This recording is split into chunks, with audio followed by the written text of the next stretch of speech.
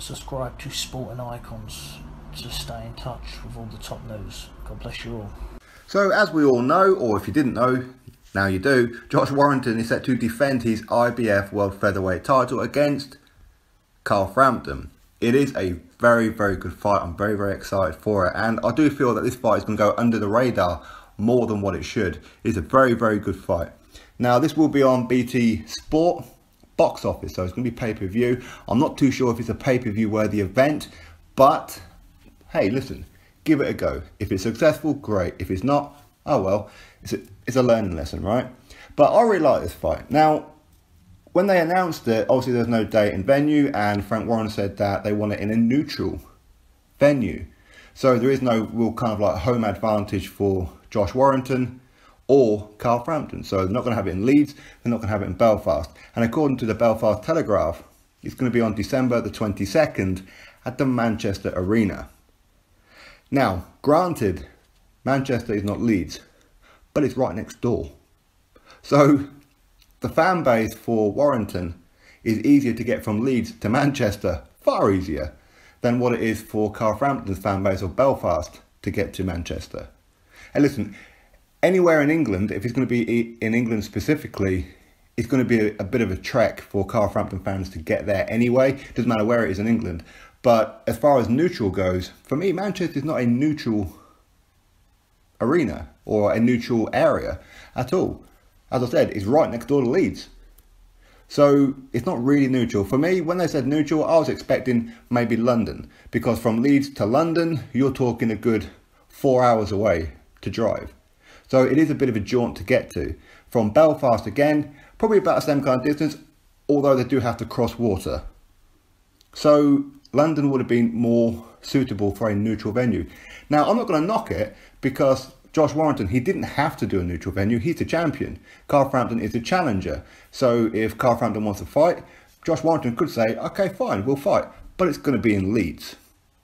So he didn't have to make it a real neutral. He has kind of conceded a bit that it's not going to be in Leeds. But there again, is there a big enough arena in Leeds to hold this kind of fight? Because it is a very good fight with it not being at Ellen Road. Obviously, with December the 22nd, that's cold.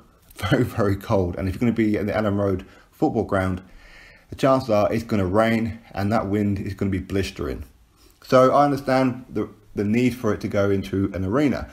But as I said, for them to be neutral, Manchester is not neutral when it comes to this. I like both fighters. I'm not really concerned about who wins. I'm a big fan of both of them. I do think Carl Frampton is probably the favourite in this one. That's just my opinion based on experience. But there again, I did say that about Selby. I thought Selby would not be daunted by the occasion. His experience would waver through. I thought it would be a very, very tough fight, very close fight, but I thought that Selby may actually do it. How wrong was I? And you know what? I'm cool to be wrong. It's okay to be wrong sometimes. And Josh Warrington showed his grit, and he's a true warrior, no doubt about it. So anyway, as far as it being neutral, it's not neutral. Manchester is not a neutral venue. So when you hear Frank Warren saying, well, you know what, we tried to make it fair, we wanted a neutral venue, Manchester is not neutral. It really isn't. Okay, it's like if you're from London and you have to fight in Essex, or vice versa. You know, it really isn't neutral at all.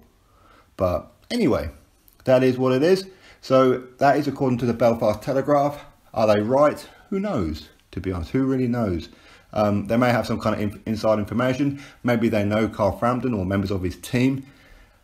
You would kind of imagine that maybe they do. Otherwise, they wouldn't just print it. Or unless they've just pulled a date out of the air. Who knows what they've done. But ultimately, you have to wait and see. This will be on BT Sport box office. Again, is it pay-per-view? Well, you know what? We'll have to wait and see. But as far as a good fight goes, this is definitely what I'm looking forward to. Now, I'm hoping, and I really, really hope, Frank, listen to me. You have like a little habit of putting on a very good main event, but the undercard is tosh. It's okay to have Daniel Dubois on there, but who's he going to fight? It's okay to have Anthony Yarde on there, but who's he going to fight? Okay, so try and put another good fight on there. I don't want one of your classic, it's a good little fight, that one. No. I want a very good fight. I want Anthony Yarde on this card against a British level fighter. whether it be Hosea Burton, whether it be whoever it is from light heavyweight.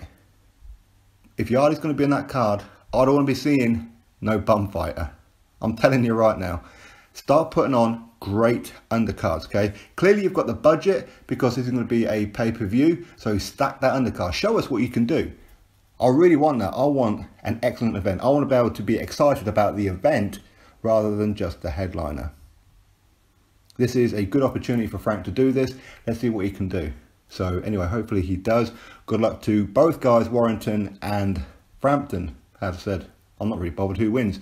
I'm a big fan of both of these guys. So anyway, you drop your thoughts below about the date, December 22nd, and of course the venue, Manchester. Is Manchester neutral? For me, no.